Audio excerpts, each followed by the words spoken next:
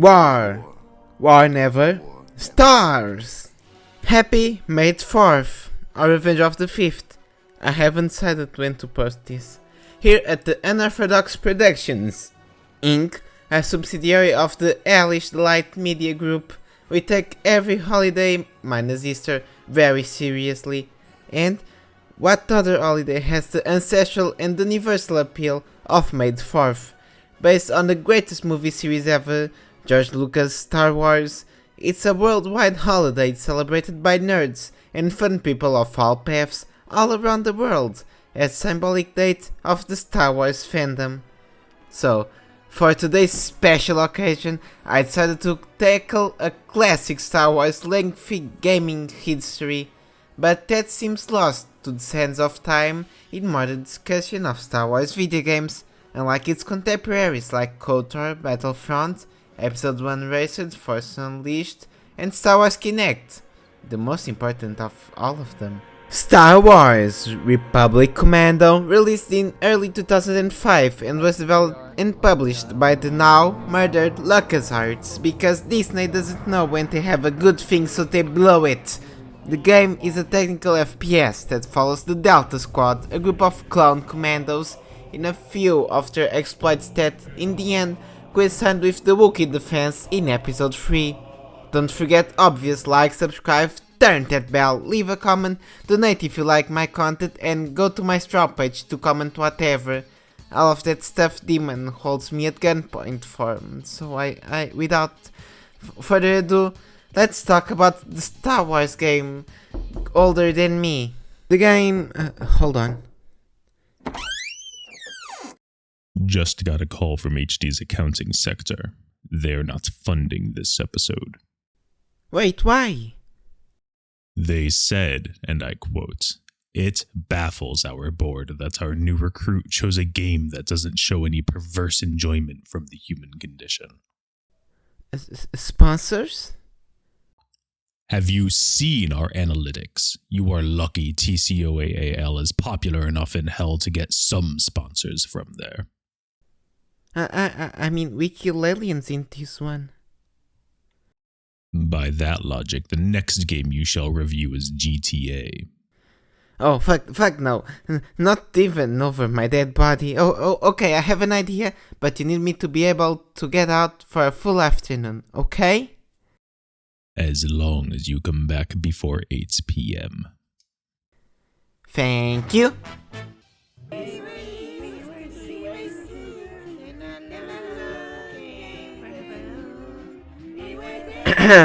Sorry for that.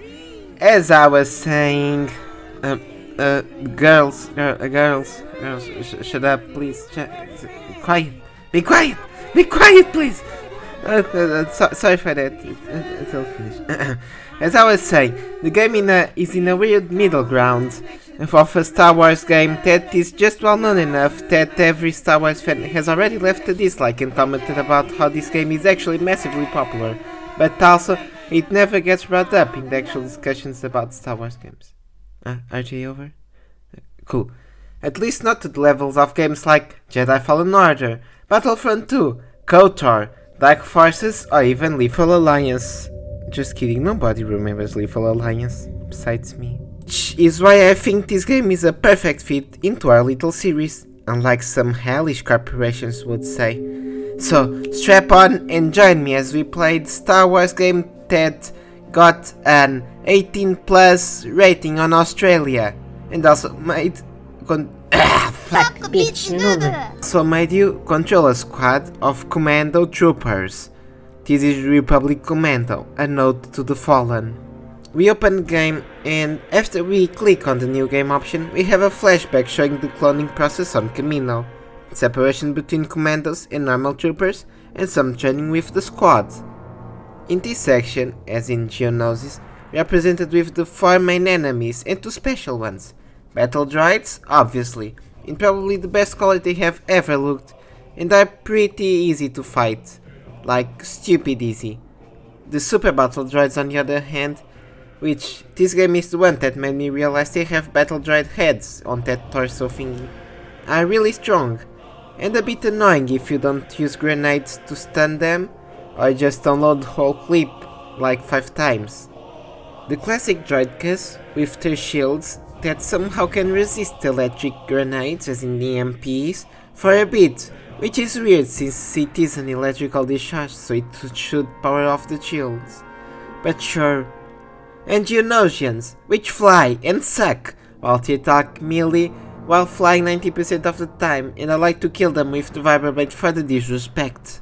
The special enemies are the Spider Droid, which is like a mini tank as in mini boss tank, and Geonosians with beams, which are my second most hated enemy because they are evil, because they attack you from behind and they destroy all your shield.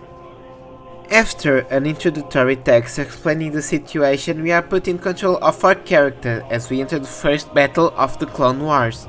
Geonosis, our mission: link up with the other commandos, find Sanfek, and then kill him. We slowly link up with the squad Sev or 7, Fixer or 40, and 62 or Scorch, passing through nests of the Geonosians, and we are able to kill Sanfek mid-escape, and are given our next quest by the Clone Advisor to infiltrate and destroy the droid factories. The gameplay of Republic Commando is simple but intuitive, and it feels like a bridge between the two weapon FPS games like Halo and Call of Duty, and the classic FPS games like Doom or Bioshock. I will delve later on gun variety and such, because in Kashyyyk, the last campaign of the game, we have access to all guns, but I wanted to leave on record right now that the gunplay is great, borderline amazing. Although the enemies do feel a bit spongy at times, especially the super battle droids and the not yet mentioned Magna Guards. Although this game, besides some weird difficulty spikes, is one of those rare cases where I want to keep going even though I died over and over again. Now, back to the bug desert. We first need to locate the jamming device, as we have lost contact with our advisors, and only after that we can focus on blowing up the factory components like it's 4th of July. I'm not American, so I don't know what that day is about, besides the fact that a man called George Washing Machine is involved. We destroy the factory piece by piece until we advance to the core ship of the Separatists, parked outside to find the launch codes, now that the foundries are offline. And so we go, first through the great landscaping potential of the Geonosian landscape, and enter through a few Separatist and Geonosian bases, including the first fight with a Spider Droid, which acts like a mini boss in this part, like I said, instead of the more general puzzles to play around in, like in Kashyyyk. Enter inside the ship, where we separate with our comrades to sabotage it.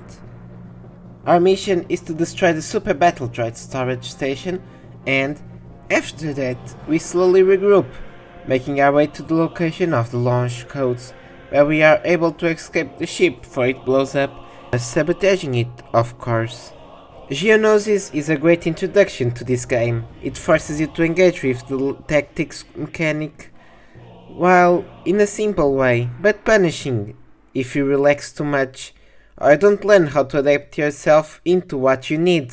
My only complaint is that the enemy variety isn't vast, which is somewhat understandable. The only one I didn't talk about are the Geonosian babies, which are awful, but these complaints are more in terms of mechanics, not design, since obviously you can't put much more separatist forces unless you improvise and just put a vulture droid against a turret or something. The only annoying part of this campaign, per se, are Super Geonosian enemies that shoot the beam thing that evaporates your health, and flying enemies in a FPS should be a glass cannon, or easy to shoot down. And I say cannon in quotes since it can't be a one-hit kill obviously or something like that, which these aren't, but the laser they shoot is so stupid powerful that it will naturally hog all your attention and make you an easy target for even normal battle droids. But still, a great intro to this game, and definitely a way to get the people going and getting their interest in a triumphant and spectacular zone that shows set pieces after set pieces of the best 2005 graphics. It has been about a year since the Geonosis events. An Acclaimer-class assault ship, the Prosecutor, has gone missing for 2 weeks and Delta Squad receives the mission to board it and investigate. We enter through one of the turned off thrusters and make our way inside, slicing panels and such, until we discover scavenger droids, a new enemy introduced, fighting some of the remaining clones in the ship. I hate this droid with a passion, by the way. They are so annoying that it's better to let them block your vision and force you into a QTE than letting them use PK Thunder and draining your health. We make it inside and make our way to the core of the ship, while we follow the yellow brick road and be a good little slave, like Andrew said.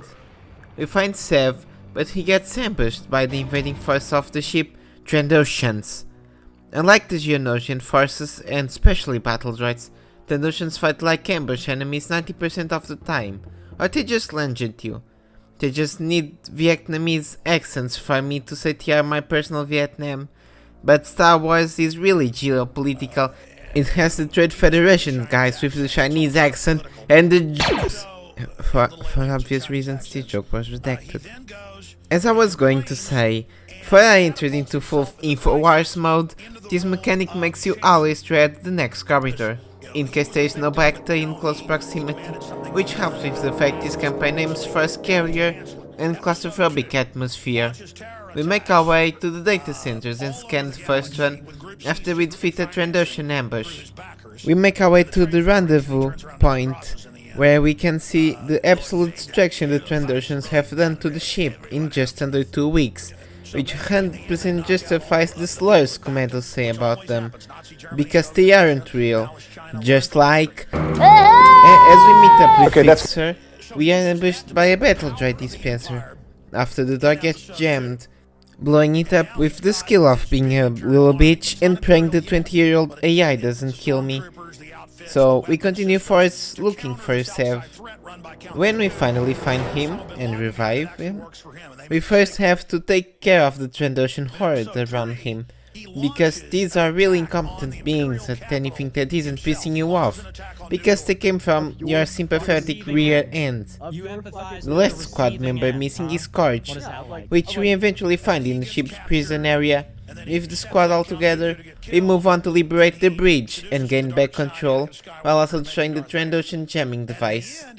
But first we need to lock it down, and when we fall into the garbage compactor, following the clone trooper signatures, we see a giant amount of clone bodies.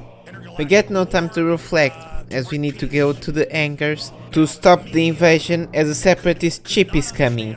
Besides the normal Trandoshans, we also introduce 2 elite ones, that instead of using shotgun or lunging at you, there's a machine gun equivalent. They are not necessarily hard, but they are really spongy and make me do some funny things like letting the whole squad die just so I can heal up. So, as the separatist spacecraft appears, we need to hold our position in hangars until reinforcements come, being the last objective of this campaign to regain control of the gun station and fight back. The mission ends with Delta Force recovering the ship and getting the Trandoshan fighting logs for analysis and training for future battles. In my opinion, this is the weakest campaign of the game. Still great, but you can see some severe lapses of judgment, especially in the scavengers rides, and the fact the ambushes are really scripted in ways to counter it, and obviously design wise, which is bad since this game lacks a basic sneaking mechanic where, for example, you maybe could predict when they would ambush you, so you can turn invisible or something, and as long as you didn't get too close, you could disarm bombs or set up new ones. Outside of that, this is naturally the most boring campaign visually, since it's all inside a ship, even with the different levels of destruction it shows, instead of the scale of a planet like Geonosis or... 785 days after the Clone Wars began, the Wookiees have sent a cry for help as the Trandoshans have started the slave trade, and Delta Squad gets the objective to liberate the resistance leader of the Wookiees, Tarful, that guy in Revenge of the Sith next to Chewie and Old Grogu. We infiltrate the Disney White Slavers camp and liberate the Wookiees, arrested and presumably enslaved as we go along. We eventually rescue Tarful after fighting Magna Guards for the first time. They are really annoying, and I personally believe they don't fit in any non-Jedi centered game besides to appear next to General Grievous. Before I start questioning how long the events of Revenge of the Sith are, actually, we received the mission to destroy a separatist outpost. We basically just walk in, destroy their supplies and landing pads and walk out like giga sheds.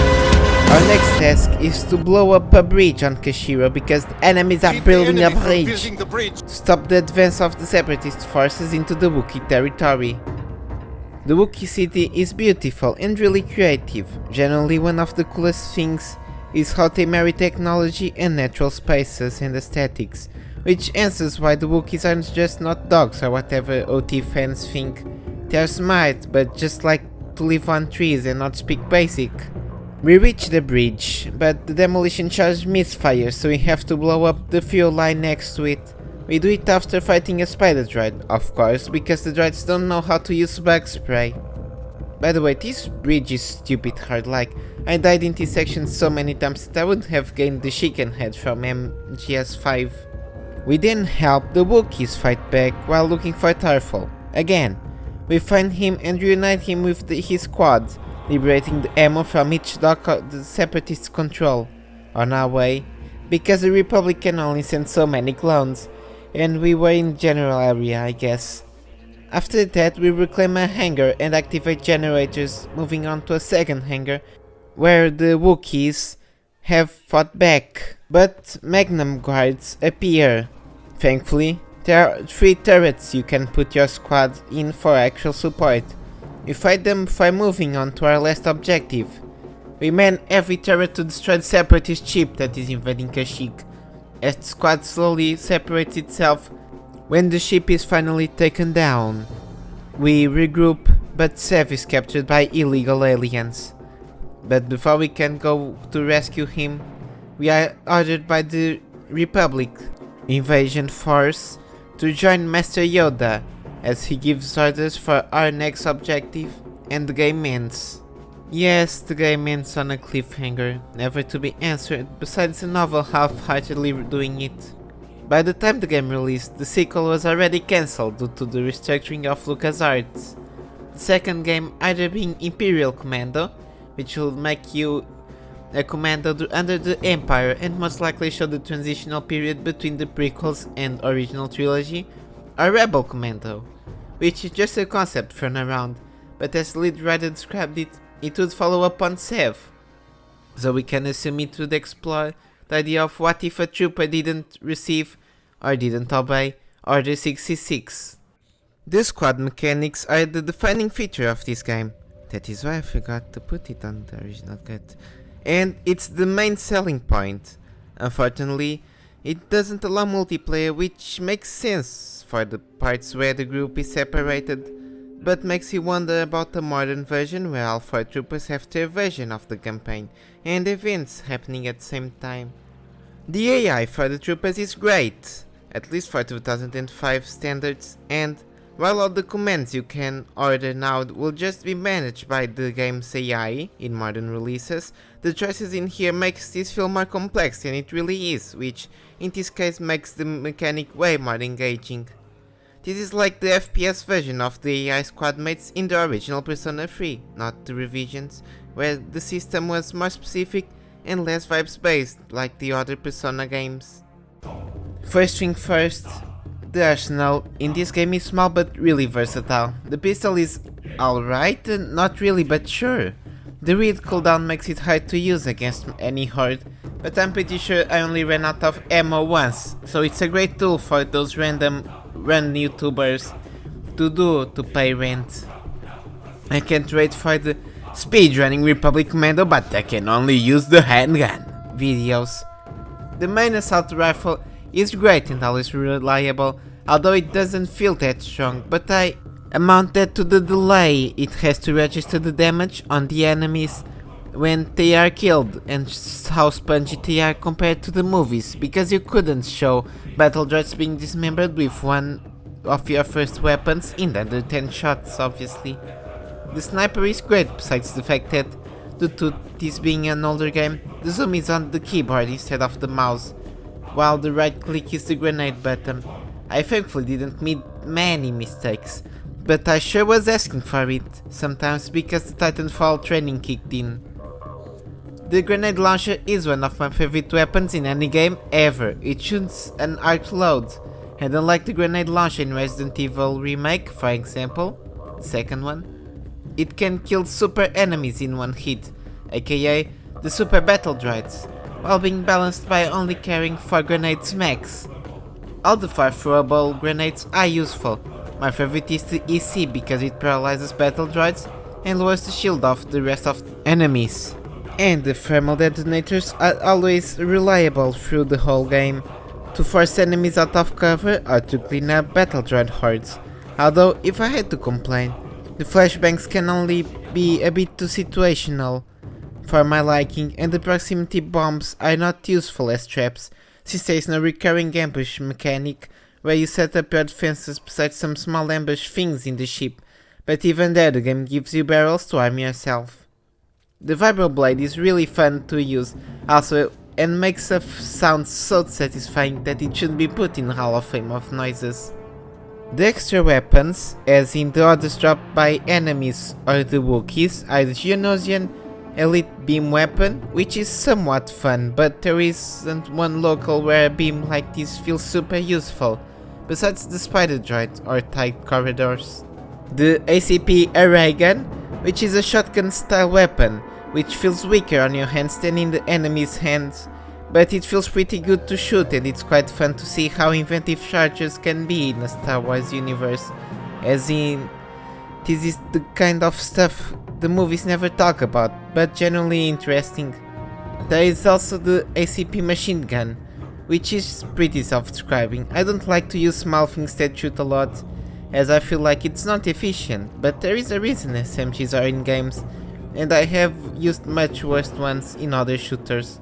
The LS-150 Twin Dushan Heavy Repeater is a minigun that feels pretty cool to shoot and tear through enemies like no other. Unlike the SMG, it doesn't feel like you are trying to attack while blind, pretty close to how the minigun from Doom plays. The LJ-150 vibration rifle sucks, and is my least favorite gun here. It has a cool concept of a blast that acts like a pulse, but it has too little ammo and availability, and doesn't feel as satisfying as the main sniper rifle or grenade launcher. The last 2 weapons are the Wookiee Bowcaster, which are fun but needed a bit more ironing, as they feel like, again, worse and less intuitive sniper rifles, as knowing the fact they charge shots is poorly communicated, and the rocket launcher, which is in its name, and the game doesn't give enough to have a strong conclusion on it, besides the fact it's good against tanky enemies. Overall, I think the gun design, like the gameplay, is great. The weapons complement the design of the levels, besides the fact that not all of them fit into the situations they are placed in, like the Geonosian beams in open areas, and my only real complaint design-wise is that the enemies that do continuous damage are too powerful for a game like this, especially the scavenger droids, that are way too high to shoot if your game isn't running like butter, but instead like the man who consumes butter. The music is gothier and smartly uses leitmotifs to communicate emotions. Musical themes are used to communicate distress, battle, determination, and many other emotions and concepts that help make your monkey brain change the modes between having your hands on the Doritos bag or onto the keyboard. The sound design is also top notch and deserving of a mention. Everything sounds like Star Wars without outright copying the movies one to one. One last thing I haven't mentioned is graphics. They are amazing, especially for 2005. It's crazy that the Unreal Engine 2 game looks this amazing 21 years later, but that is the truth. Besides the obvious limitations that come with 2005 tech.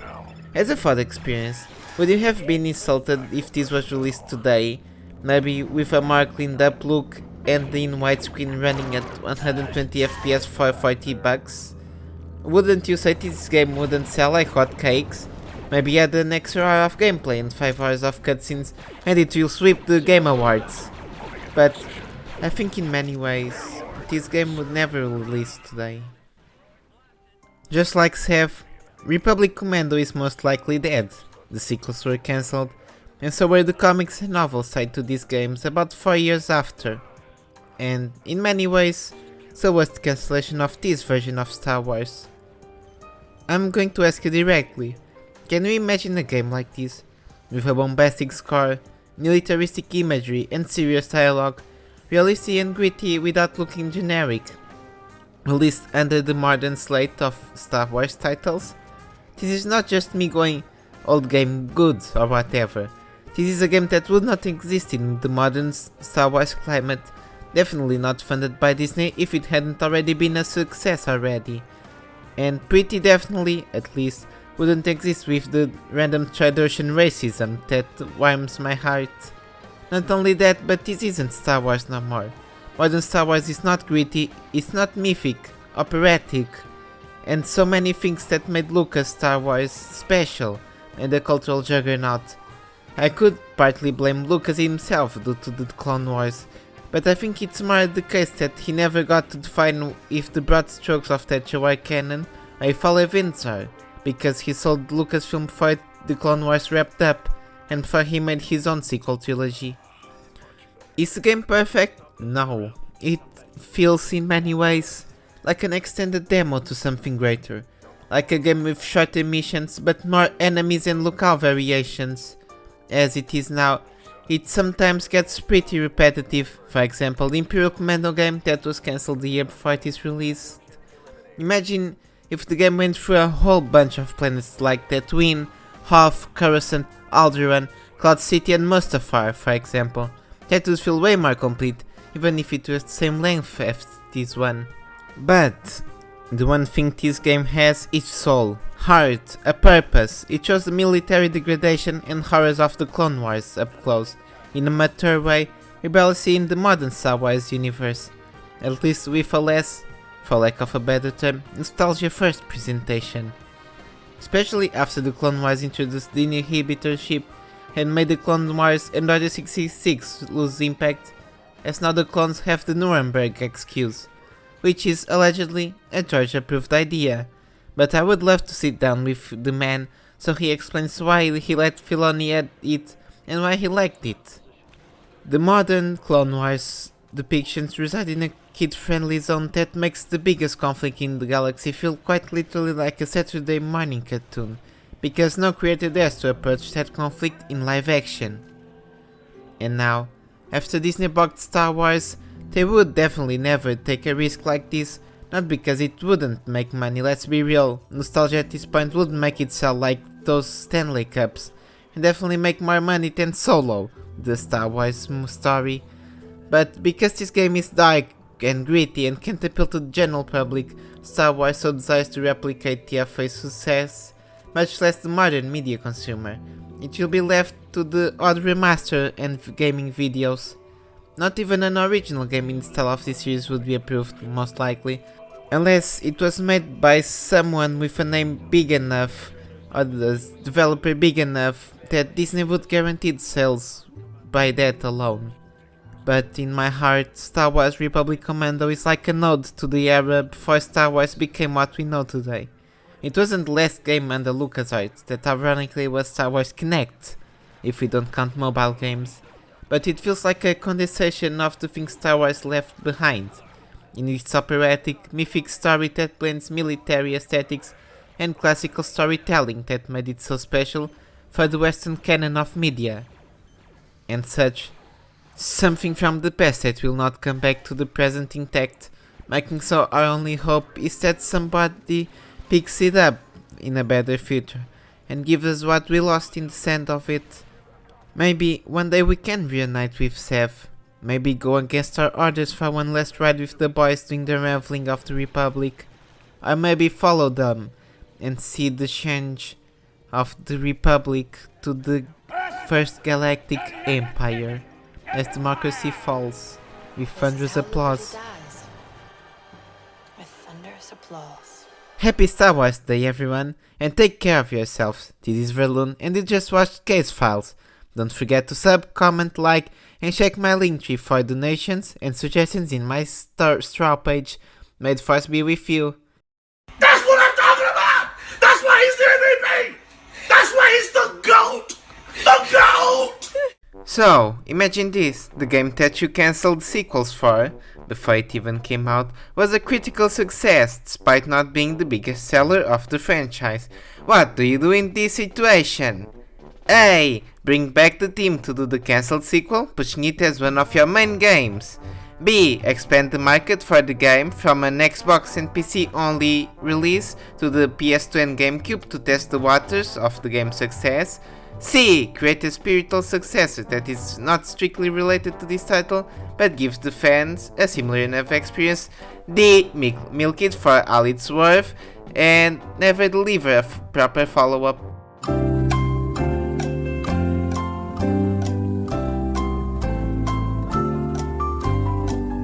Do I need to say what it shows? Star Wars Republic Commando Order 66 is a mobile game from the mid-2000s that explores the crazy times of Order 66 in the shoes of the clone trooper commandos. Now, this isn't a strictly bad idea on principle. If this was released in the era of early smartphones, this could have been a really cool, really early killer app, like those Epic Games fantasy titles and the Nova games. Unfortunately for the human race, when I say mobile games, in this case, we are talking about Java phones. Yes, my young audience, like I'm not one of you, Java does not just exist to run Minecraft. At one point, it was the main way to play video games on your phone, normally phones that look like this. But we shall keep an open mind. Yes, this is not a GBA or DS port, much less a PSP, but let's not insult this really important technology of early phone evolution. Maybe our Lucasfilm programmers found a way to make a great experience out of these little devices that are more comparable now to Texas calculators than actual smartphones. But before that, don't forget to like, sub, comment on your favorite keyboard phone. Mine is the Nokia 5510, because just look at this thing. And check out my socials and donations, places like Throne, Ko-Fi, to support the channel. And does your bag now, without further ado, Republic Commando Order 66 on the nearest mid-2000s phone you have available. Okay, let's give this one a chance. Come on, this game can still be salvageable. So, we can pick between 6 characters, unlocking one each stage, and no, I can't make the resolution higher on this one. Picking between our 2 choices, we make our squadron and start our first mission. Attack the Dread Federation and then kill Plo Koon, which is really easy to kill. My favorite part of this game, besides looking quite nice, is that the music doesn't play during the levels, probably because these old phones couldn't handle switching between 2 tracks without a loading screen. Maybe it can play 2 tracks at the same time natively.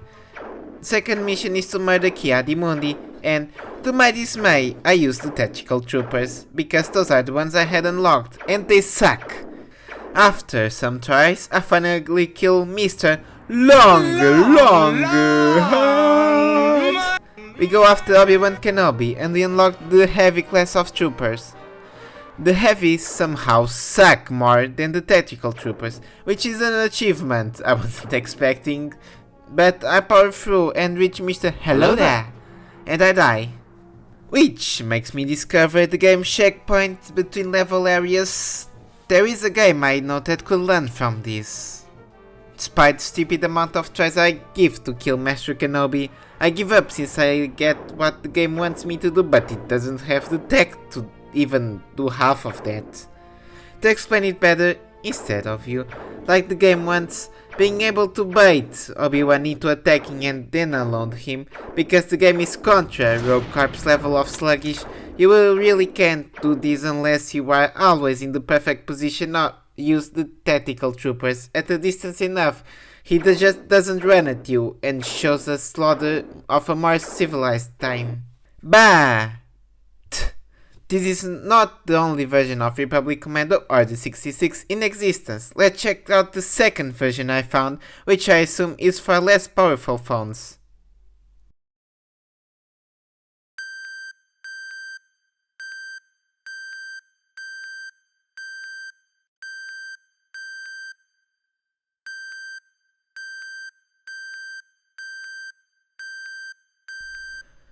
Okay, guys, please be nice to it. It's trying its best to exist. So, the game does run smoother, but now we have no cute menu graphics or menu music, just the cold, cold sound of... I try to progress through these, and I'm able to kill Plo Koon again, at least, where I guess the emulator was as tired as me from the only audio cue and decided to bug out the bottom half of the screen. Amazing.